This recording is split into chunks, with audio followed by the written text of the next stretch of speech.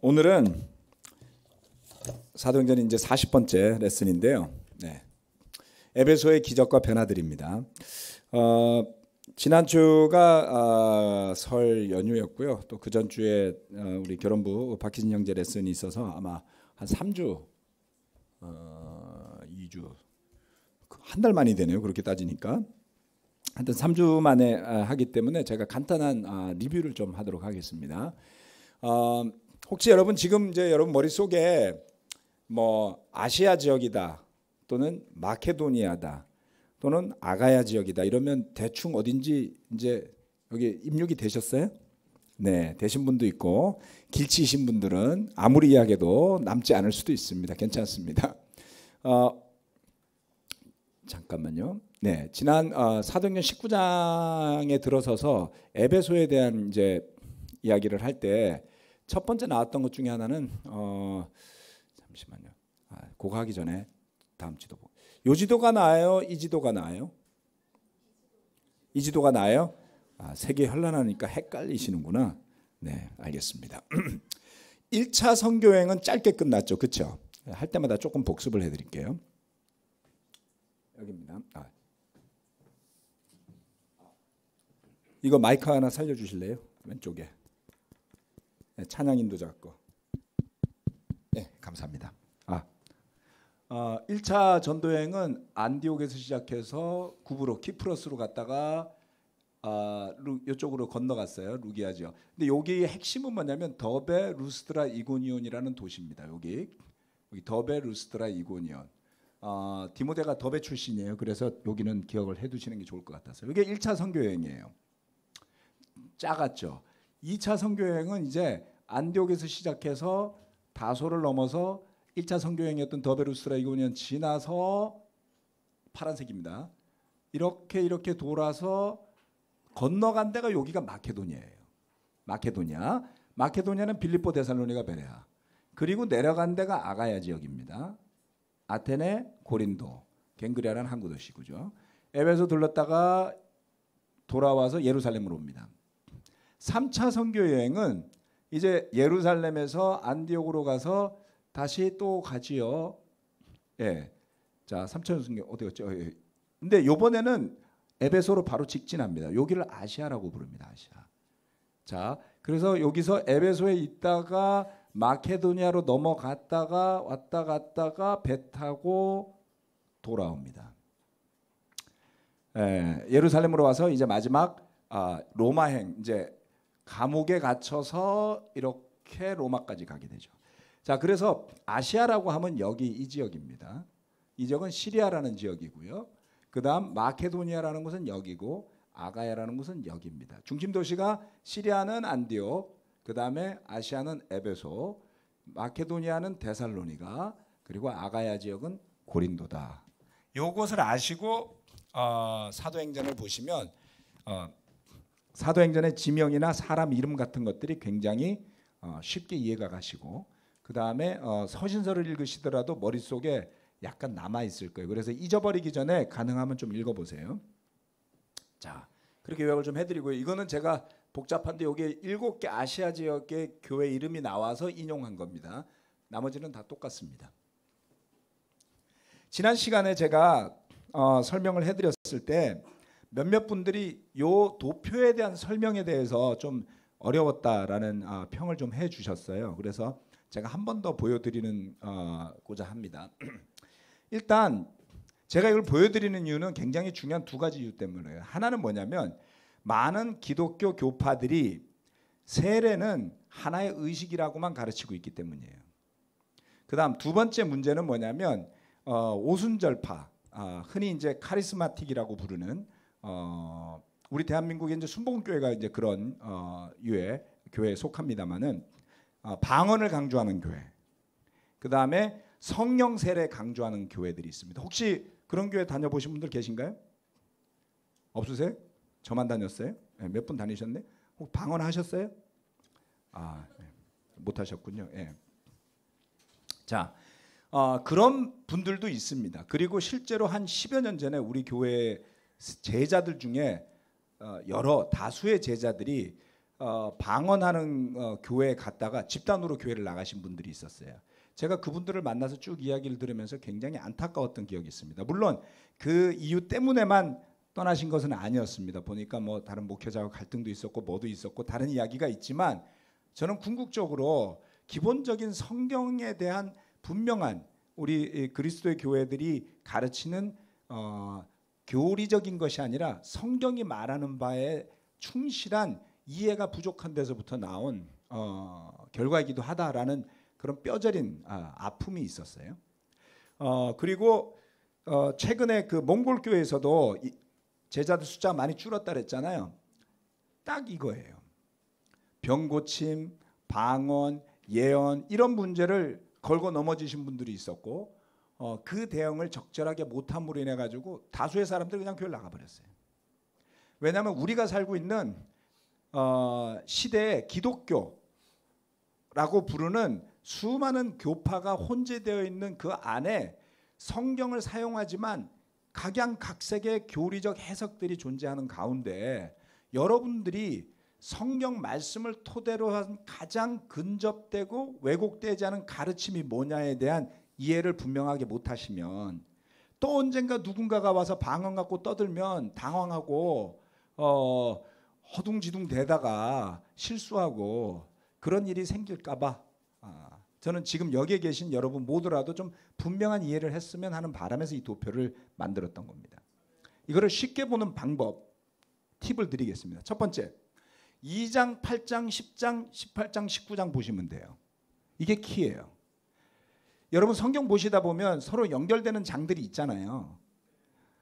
이렇게 옆으로 늘어놓고 같이 비교해 봐야 될 그런 장들이 있는데 꼭 진짜 중요한 것들을 누가 그렇게 뽑아가지고 다 비교를 해놓는 건 아닙니다. 쉽게 표현하자면 이 도표도 지금 어디 올라있는 건 없어요. 대부분 관심이 없기 때문이죠. 또는 이렇게 나열해놨을 때 적나라하게 드러나는 게 있기 때문에 아마 어느 교파도 만들지 않았는지 몰라요. 자, 그래서 여러분이 2장, 8장, 10장, 18장, 19장을 읽어보시고 펼쳐서 비교해보시고 읽어보시고 비교해보시고 해보시라고 저는 부탁드리는 겁니다.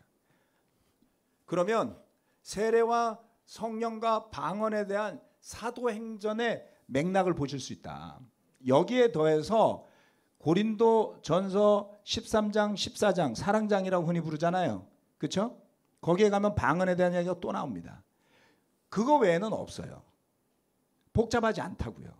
딱 성경에 두 군데만 보면 끝날 일을 가지고 전체를 다 뒤흔들 필요가 없다라는 거죠. 자, 그래서 2장, 8장, 10장, 18장, 19장 여기는 오순절날 성령이 내려왔던 것, 사마리아인들, 고넬료의 케이스, 아볼로의 케이스, 에베소인 12명이라고 부르는 세례 요한의 제자들의 케이스를 제가 예로 들어놓은 겁니다. 이거 말고는 없어요. 그러니까 쉽죠. 이것만 보면 되니까. 그걸 보면 세례가 빠지는 데는 없다. 아볼로에. 아볼로는 세례도 성령도 언급이 안 돼 있으니까 제가 물음표로 해놓은 거예요. 추론할 수 있는 건 아볼로가 에베소 12명 요한의 세례밖에 몰랐던 사람들이 세례를 받고 성령 안수를 받았던 것처럼 세례를 받았을 것이다 라고 당연히 추론할 수 있습니다. 왜냐하면 어디도 세례가 빠진 데가 없어요. 그렇죠? 그래서 초대 교회의 이방 제자들 또는 유대인들 안에서도 누군가가 예수 그리스도의 부활과 십자가와 그 하나님의 아들이신 그 메시지를 듣고자 한다면 누구나 세례를 받았어야 돼요. 구원부터 받고 나중에 세례를 의식으로 받는다 이런 건 존재하지 않았다는 거죠. 그럼 존재하지 않은 것을 왜 우리는 지금 우리가 마음대로 해석해서 하느냐. 그것이 성경적인 것에서 벗어나는 것이다 라고 충분히 말할 수 있는 근거가 여기 있고요. 두 번째, 성령을 받는 형태가 각각 다르단 말이에요. 어디에는 방언이 있고 없고 어디에는 방언이 있고 각각 달라요, 형태가. 그래서 방언이 전제 조건이 될 수는 없다. 그 다음에 성령을 받는 것도 그때그때 달라요. 목적이 있고 이유가 있습니다. 그렇기 때문에 약속으로 받는다고 이야기한 오순절날 사도행전 2장에 나오는 세례와 성령의 가장 스탠다드한 케이스로 볼 수 있다라는 것이죠.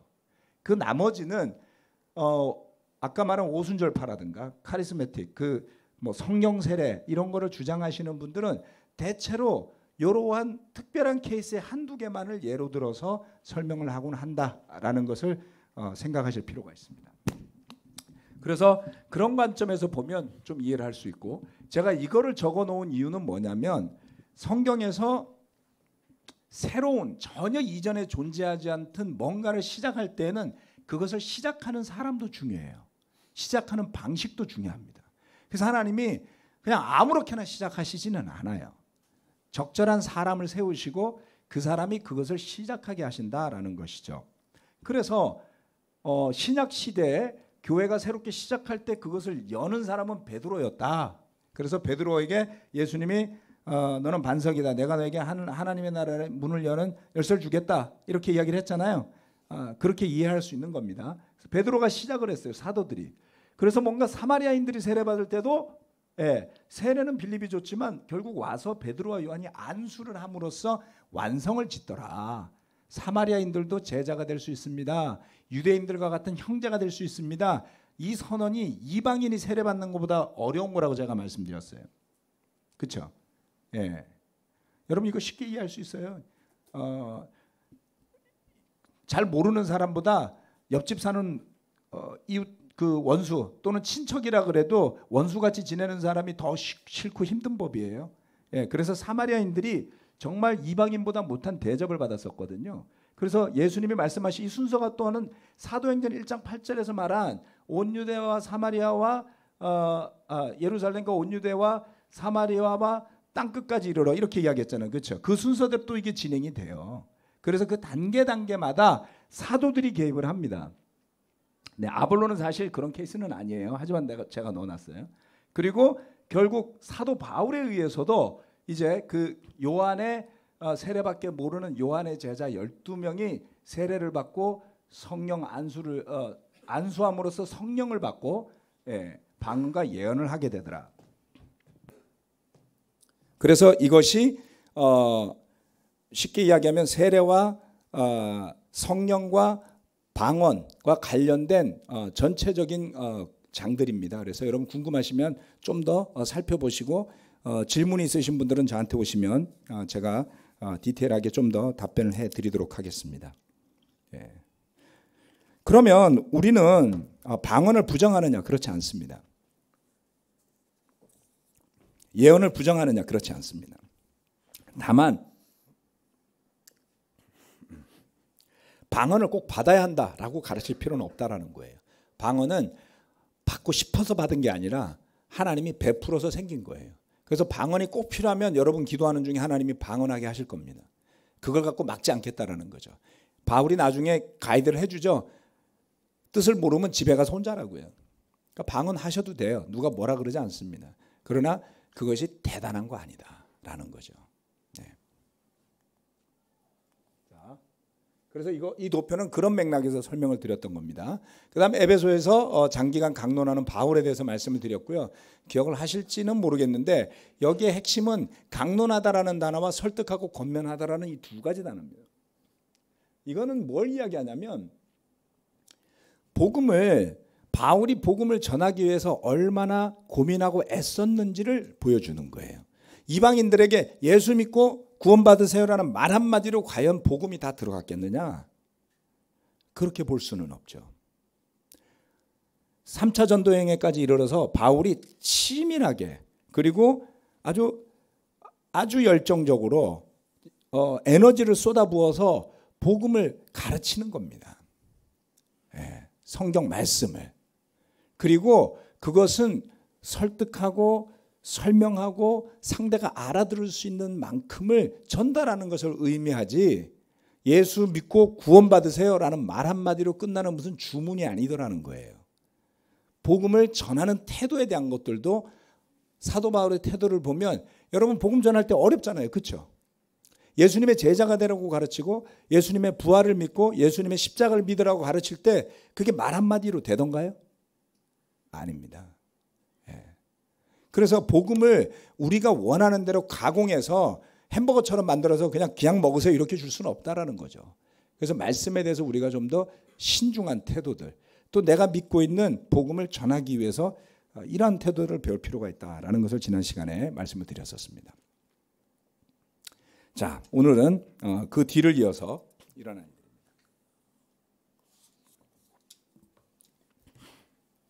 지난번에 이어서 그 도표 좀 설명 다시 드렸는데 조금 정리되셨어요?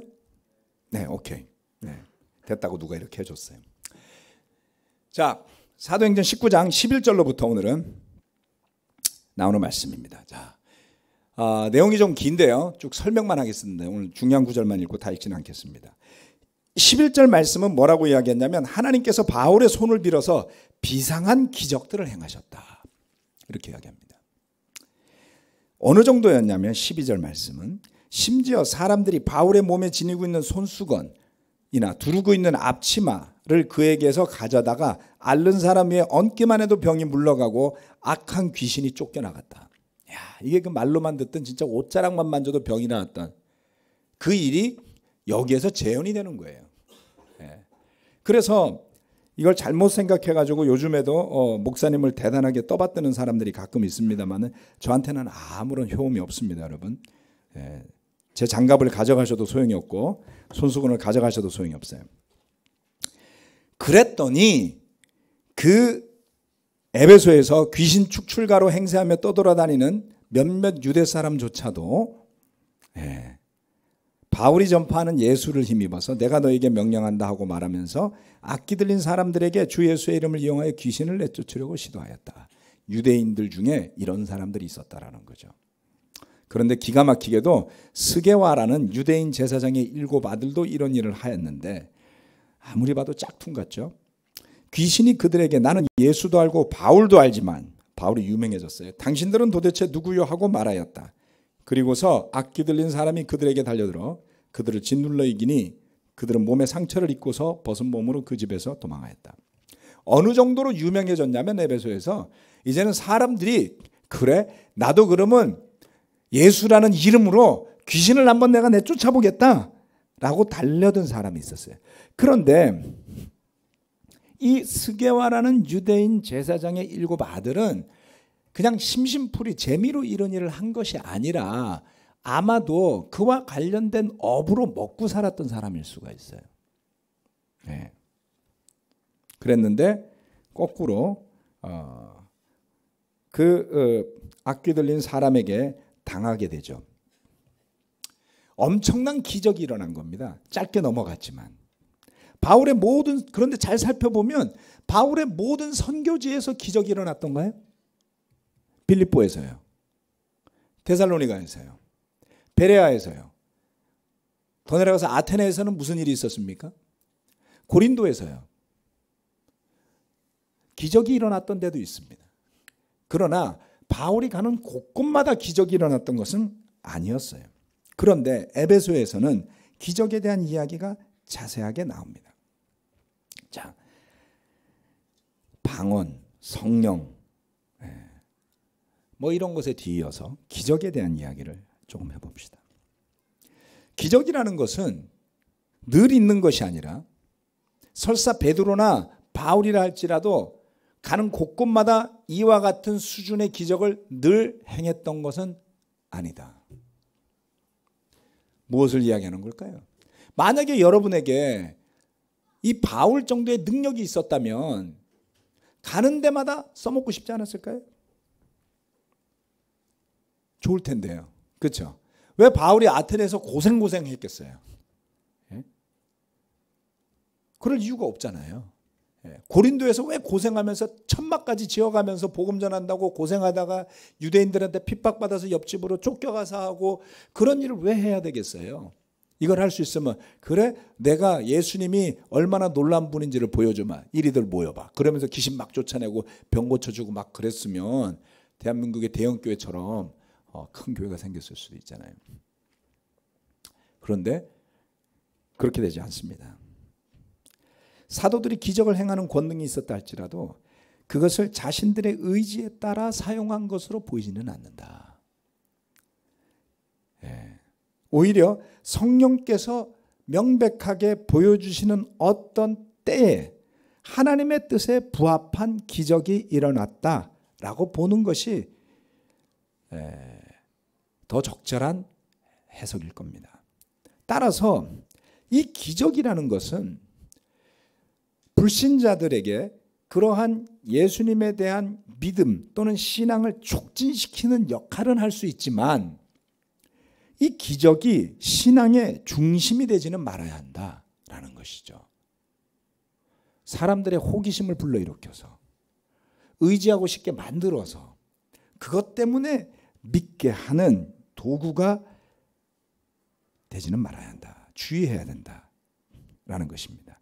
다만 그 기적이 주님의 뜻에 따라 주님의 때에 적절하게 펼쳐지기 시작하면 그 기적은 놀라운 역할을 하게 되죠. 네.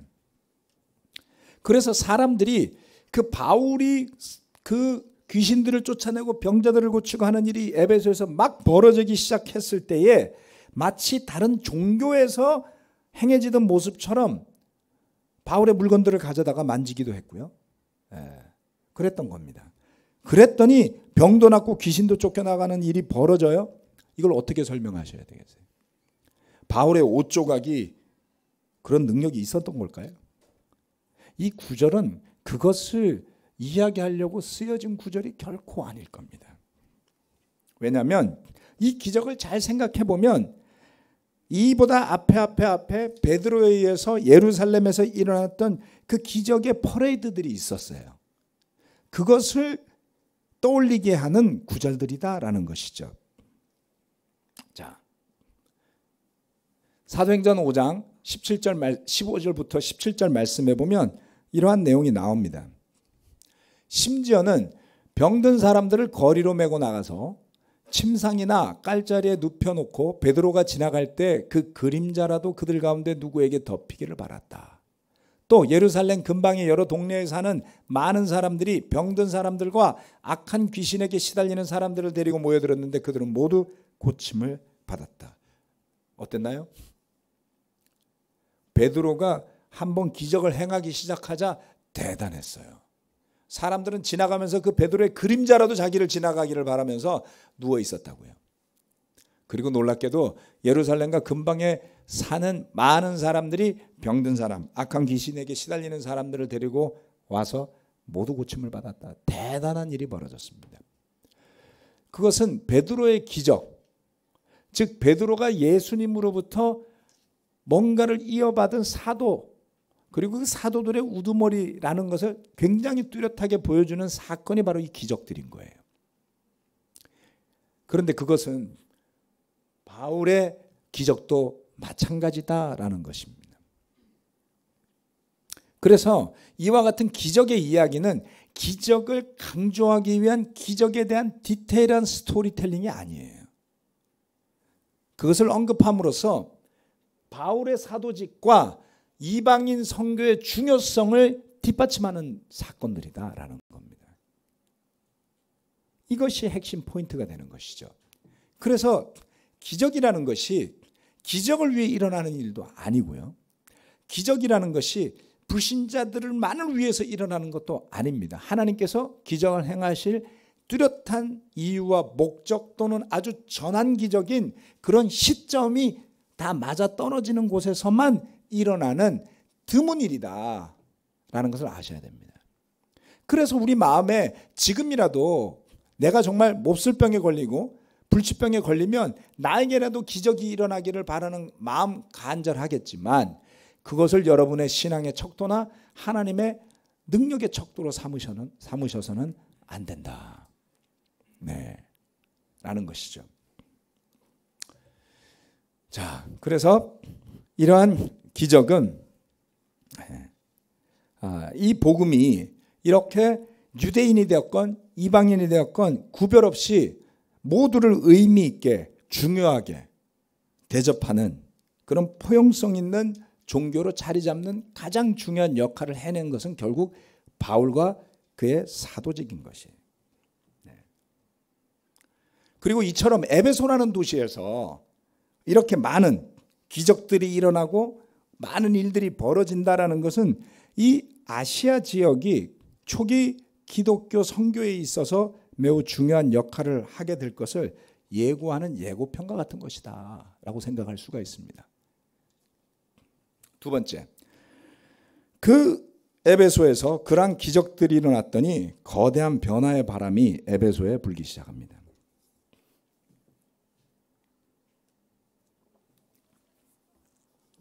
자, 19장 17절로 19절 말씀을 이거는 다 같이 한번 읽어보도록 할까요?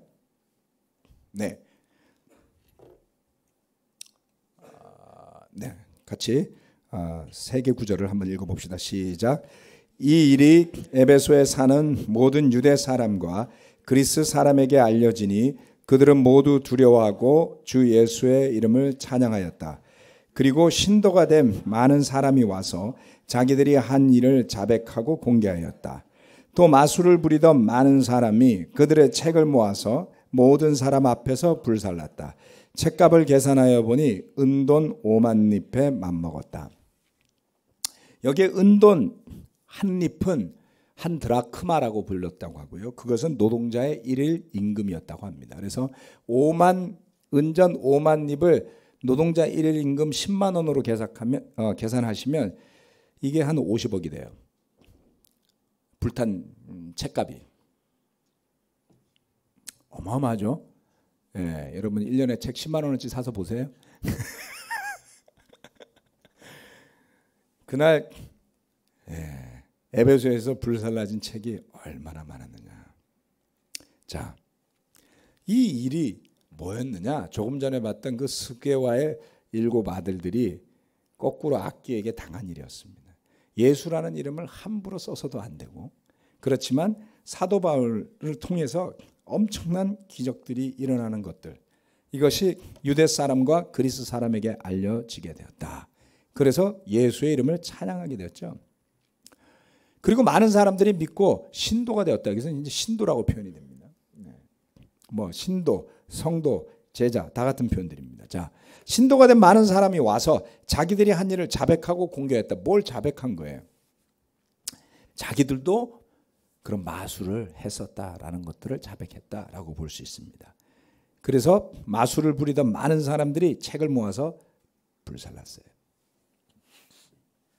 이 에베소 지역에서 복음의 영향력이 대단한 것이죠. 네. 그런데 이렇게 신도가 된 사람들의 태도를 보면 굉장히 놀라워요. 네.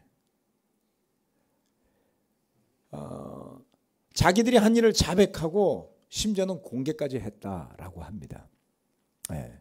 죄를 자백하고 고백하고 하는 일들이 신약 시대에 드문 일이 아니었다. 성경적으로 많이 일어나는 일이었다라는 것을 생각할 수 있습니다. 그리고 마술을 부리던 사람이 책을 불사르는데 이게 뭐를 이야기하는 걸까? 라는 것을 생각해 볼 필요가 있습니다. 이것은 그 당시에 에베소 지역에서 만들어지고 팔리던 부적의 하나입니다. 이건 금으로 만들어진 건데요. 그것을 에베소 그라마타, 에페시안 그라마타라고 부릅니다. 그라마타라는 것은 문자라는 뜻이고요. 에베소 문자라고 쓰이는데 이 에베소 문자라는 단어 그대로 에베소에서 만들어지고 팔려지던 부적을 의미합니다. 그래서 이것은 BC 한 6세기경에 만들어졌던 에베소 그 부적의 하나입니다. 이게 금으로 만들어져 있어요. 그럼 이게 뭐냐? 에베소가 아르테미스의 신전이 있었는데요. 에베소 사람들의 수호신이라고 여겼고 풍요의 신이라고 여겼습니다. 그리고 이 에베소 사람들이 아주 기가 막힌 주문을 만들어냈어요. 그래서 6자로 만들어진 주문이 오늘날까지 지금 전해지고 있는데요. 기록으로 있어서 아무도 그 뜻은 모릅니다. 뭐 아스키오 어쩌고 저쩌고 해서 한 6자 단어가 나오는데 그거를 외우거나 그 부적을 몸에 지니고 다니면 건강 힘이 더 나거나 자기한테 미쳐오는 그 불운을 이겨낼 수 있다라고 생각해서 팔목에 달고 다니거나 발질을 해서 묶고 다니거나 아니면 옷에 기워서 집어넣고 다니거나 했다라는 거죠. 굉장히 친근하지 않나요? 우리나라하고 어릴 때 부적 어머님이 만들어줘가지고 옷을 기워가지고 안에 넣고 다니신 분들 이 가운데 분명히 있죠. 문지방에 붙여놓으신 분들도 있고 책갈피에 꽂아놓는 분들도 있었습니다. 공부하는데 대학 가라고 부적 써줬다고. 이렇듯 우리가 성경하고 연결되는 그 문화가 많이 있습니다. 그런데 이게 에베소에서 굉장히 잘 팔리던 상품 중에 하나예요. 그래서 그 주문을 말로만 외우는 것보다는 그 주문이 새겨진 부적을 갖고 다니는 게 훨씬 효력이 있다. 그래서 전해지는 이야기에 의하면 아주 유명한 그 레슬링 선수가 이 부적을 발에 차고 시합을 해서 아주 백전백승을 하던 레슬링 선수가 있었답니다. 그러다가 발각이 됐대요. 부적을 차고 있다는 것을. 그래서 그 부적을 벗겨내고 시합에 나가서는 한 번도 못 이겼답니다. 믿거나 말거나 그런 스토리가 있어요. 그래서 여기에 조금 전에 봤던 19장 19절에 마술을 부리던 많은 사람들이 그들의 책을 모아서 라고 했을 때 마술사들이 아닙니다, 여러분. 부적을 갖고 다녔다는 거예요. 이 부적을. 그리고 이 부적이 비쌌던 거예요. 그렇죠? 싸지 않았어요. 여러분, 우리나라 부적도 싸지 않습니다. 영험한 무당 찾아가서 부적 하나 받으려면 돈을 꽤 줘야 될 거요. 오죽하면 이걸 금으로 만들었었겠어요. 이렇게 금에다가 찍어서 새긴 부적이었던 겁니다. 자, 복음으로 인해 변화된 사람들의 모습은 정말 대단했습니다. 극적이었습니다. 마케도니아 지역 또는 아가야 지역에서의 선교와는 좀 뭔가 차원이 다른 그런 교회가 에베소에 세워지게 됩니다. 조금 전에 봤던 스게와의 아들들이 뭘 했는지 이해가 되시죠? 이제 주문을 외우고 살았던 애들이에요. 그래서 예수라는 새로운 주문을 거기다 더했더니 잘 안 된 거죠. 그런데 이 예수 그리스도의 이름으로 돌이키고 예수님을 주님으로 믿고 회개한 사람들은 자신들이 비싼 돈을 주고 샀던 이 부적들을 다시 판 게 아니라 팔 수 있었겠죠. 불에 태워버렸습니다. 불에 태웠어요.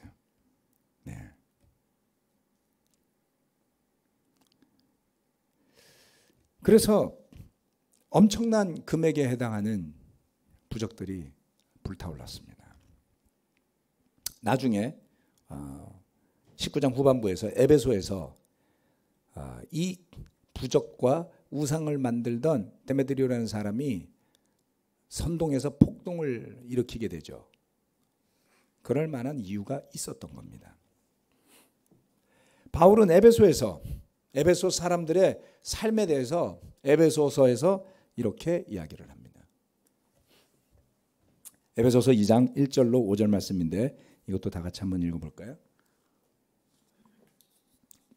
같이 읽겠습니다. 시작. 여러분도 전에는 허물과 죄로 죽었던 사람들입니다. 그때 여러분은 허물과 죄 가운데서 이 세상의 풍조를 따라 살고 공중의 권세를 잡은 통치자 곧 지금 불순종의 자식들 가운데서 작용하는 영을 따라 살았습니다. 그러나 하나님은 자비가 넘치는 분이셔서 우리를 사랑하신 그 크신 사랑으로 말미암아 범죄로 죽은 우리를 그리스도와 함께 살려주셨습니다. 여러분은 은혜로 구원을 얻었습니다. 허물과 죄 가운데서 이 세상의 풍조를 따라 살고 공중의 권세를 잡은 통치자, 악한 영이라고 표현합니다. 불순종의 자식들 가운데서 작용하는 영을 따라 살았다. 여러분, 우리가 어떤 영을 따라 살았다고요? 불순종의 자식들 가운데서 작용하는 영, 공중의 권세를 잡은 통치자, 세상이에요. 영적으로 우리는 그처럼 세상을 지배하는 악한 영의 자녀들로 살았던 겁니다.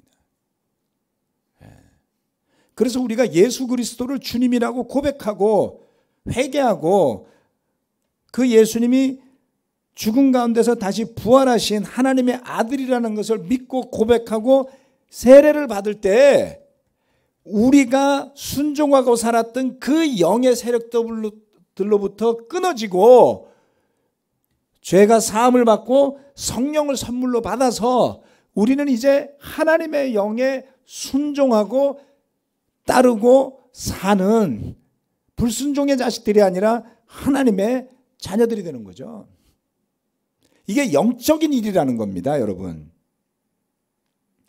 굳이 성령 세례를 강조하고 방언을 하고 뭐 그래야지만 영적인 걸 추구하는 교회인 건가요?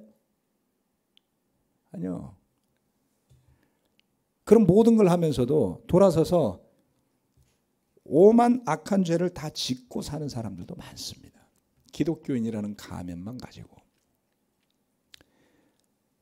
불순종하는 영의 자녀들로 살 게 아니라 성령에 순종하는 거듭난 회개할 줄 아는 진리의 말씀에 순종하는 그러한 힘이 어디에서 나왔겠습니까? 저와 여러분에게서 나온 힘이 아니라는 것을 아셔야만 합니다. 우리는 천국행 운전면허증을 딴 사람들이 아니에요. 운전면허증은 가끔 갱신만 하면 되잖아요. 저도 여기 하나 갖고 있습니다. 네? 여러분 이거 가지고 계신가요? 또 찾으려니까 안 나와. 네. 여기 있습니다. 자, 운전면허증이요. 이거 뭐 10년인가 뭐 언제 한 번씩 갱신해요. 제자로 산다는 건 면허증이 아닙니다, 여러분. 어느 영에 순종하고 사느냐를 이야기하는 것입니다. 그래서 하나님은 자비가 넘치는 분이셔서 우리를 사랑하신 그 크신 사랑으로 말미암아 범죄로 죽은 우리를 그리스도와 함께 살려주셨는데 그것이 바로 하나님의 은혜로 얻은 구원이다라는 것을 이야기하는 겁니다.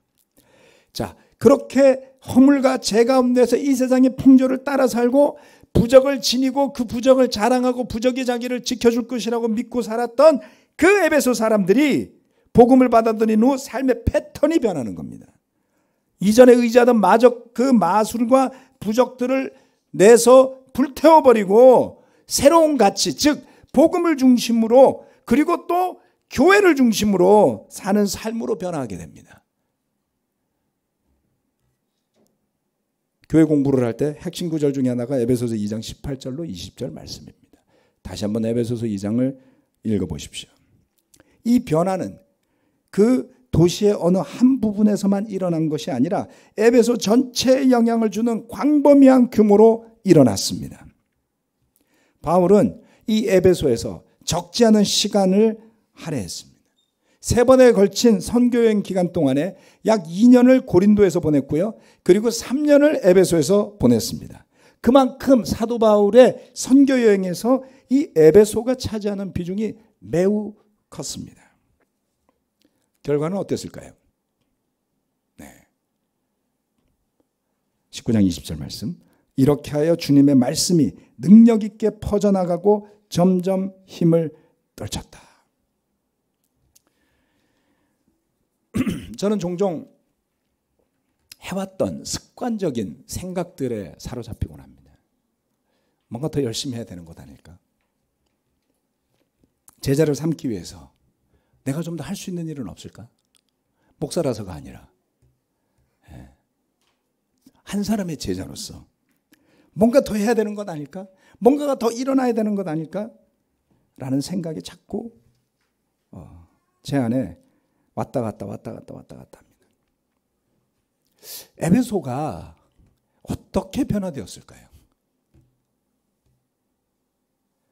사도들의 수고와 노력도 있었지만 그 에베소가 반드시 변화해야만 하는 도시였고 하나님께서 하나님의 정하신 뜻과 때에 따라서 사도 바울에게 엄청난 기적을 행하게 하셨어요. 그리고 에베소는 2차 선교여행 때 가고자 했을 땐 가지 말라고 했지만 준비되어진 때에 맞춰서 갔을 때 엄청난 일이 그곳에서 일어나는 것을 볼 수가 있습니다. 제자 삼는 일, 이 교회가 말씀 안에서 하나님의 능력 안에서 더 거듭나는 일은 우리가 수고한다고 반드시 일어나는 일은 아닐 겁니다. 아무것도 하지 말자는 뜻이 아닙니다. 하나님의 때가 있는지를 생각해 봅시다. 우리가 선택할 일은 에베소에서 거듭난 제자들처럼 세상의 영을 따르던 삶에서 벗어나 하나님의 성령을 따라서 살면서 진리의 말씀을 묵상하고 누릴 수 있고 거기에 순종해서 살 수 있는 전혀 다른 구원받은 사람들의 삶이 있다는 것을 물리적인 눈이 아니라 영적인 눈으로 볼 수 있는 믿음, 또 그것이 하나님의 은혜로 우리에게 주어진 것임을 믿는 믿음이 있을 때 누구도 뺏어갈 수 없는 자유와 성령님의 능력으로 누리는 엄청난 기쁨과 사랑이 이 가운데 있지 않겠습니까? 저는 그것이 세상의 증거가 되리라고 믿습니다. 억지로 제자로 살지 마세요. 해야만 하기 때문에 제자로 살지 마세요. 너무 하고 싶어서. 물론 때로는 인내해야 될 때가 있겠지만 바라기는 그 기간이 짧기를 바랍니다. 그리고 더 그 긴 시간이 기쁘고 감사하고 자발적인 믿음 가운데 나아가는 제자의 삶이 될 수 있다면 거대한 에베소에서 불었던 변화의 바람이 이 도시에도 불지 않을까요? 에베소의 기적과 변화들에 대한 말씀 마치고 기도하겠습니다.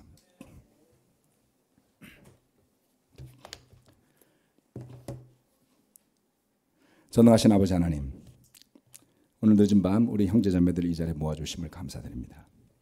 정말 헌신하고 정말 수고하고 가진 것으로서 받은 것으로서 나누고 희생하기를 마다하지 않는 수많은 형제자매들이 이 자리에 모였습니다. 에베소의 그 이방의 도시에서 복음으로 변화된 사람들의 삶을 보며 또 주님께서 사도들과 그의 일행을 통해 일으키신 많은 일들로 그 도시를 뒤흔드시는 모습을 보게 됩니다. 주님, 우리의 원함이 있다고 해서 우리의 갈망이 있다고 해서 우리가 원하는 대로 반드시 우리가 원하는 때 어떤 놀라운 일이 일어나지 않을 수도 있습니다. 그러나 주님, 주님의 능력 안에 살기를 갈망하며 하나님의 영에 순종하며 말씀에 따르며 교회를 중심으로 정말 주님의 능력을 펼쳐나가는 한 명 한 명의 제자들이 될 수 있다면 그 가운데 일어나는 뜨거운 사랑의 능력과 우리가 누리는 자유와 기쁨이 흘러 넘쳐서 이웃에게로 들어가지 않을까요? 그래서 그것이 증거가 되어서 그곳에 가서 그 사람들과 더불어 예수 그리스도의 복음이 뭔지를 알아봐야 되겠다라고 하는 사람들이 지금 이곳을 찾아 함께 성경 말씀을 공부하고 있습니다. 주님, 그러한 일들이 주님의 뜻과 계획하심을 따라 더욱 풍성하게 되기를 바라는 마음 간절합니다. 우리의 기도를 주님 귀 기울여 드려주시길 바라고 감사드리며 예수 그리스도 이름으로 기도합니다. 아멘. 마치겠습니다.